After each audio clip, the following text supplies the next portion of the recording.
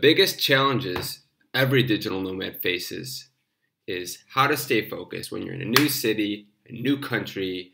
I mean, come on, it's so much more fun to like explore the streets of Vienna or try this new local cuisine that you've never had in your entire life, meet people, see places, than actually get work done, right?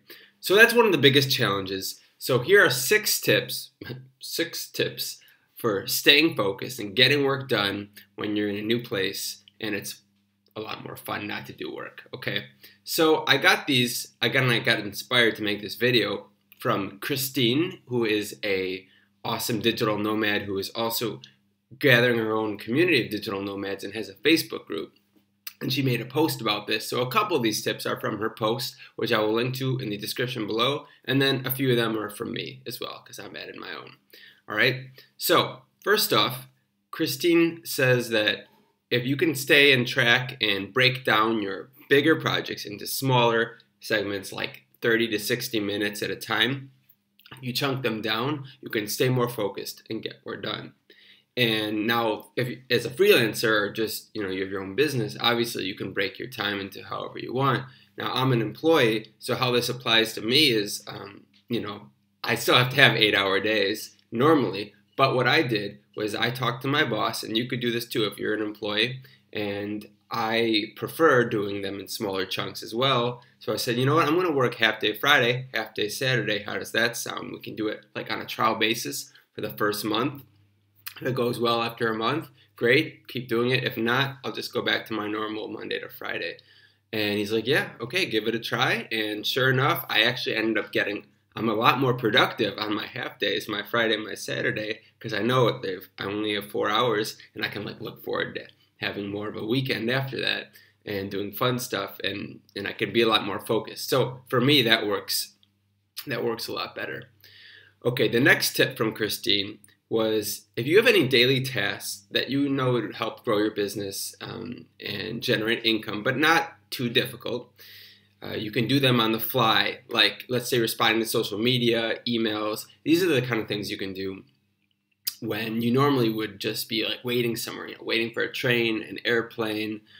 Maybe you're even like on the way, or you're sitting in a bus somewhere. This is the stuff that you would consider normally wasted time, where people just like play games and do stupid things on their, on their phone. But you can actually be productive.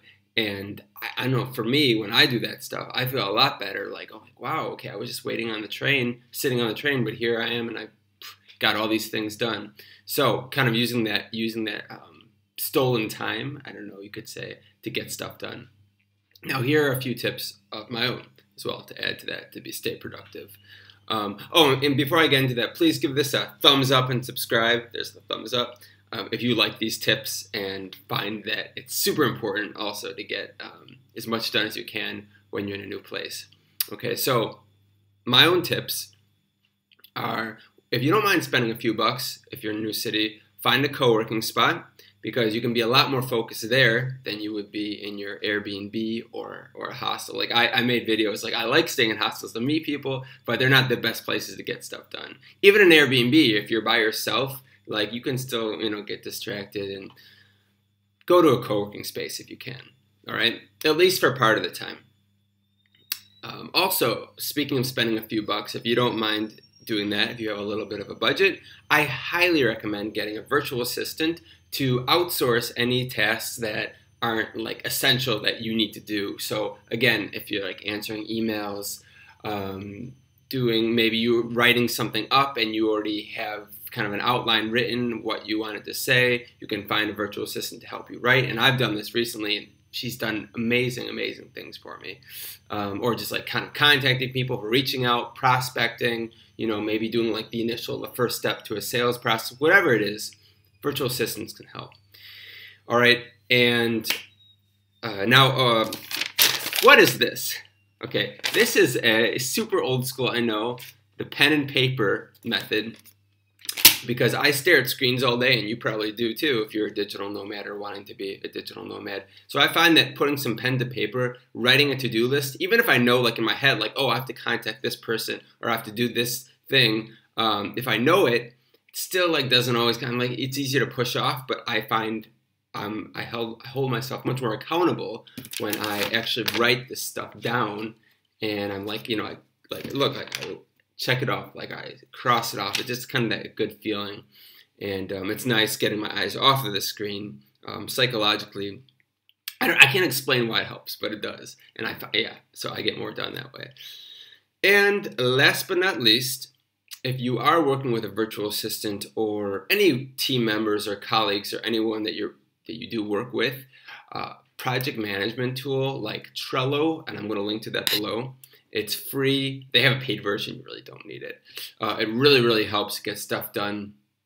You can put due dates. You can color categorize things. You can put like little tasks by phases, like working on, completed, in progress, whatever it is. Project management. I'm going to link to that below. All right.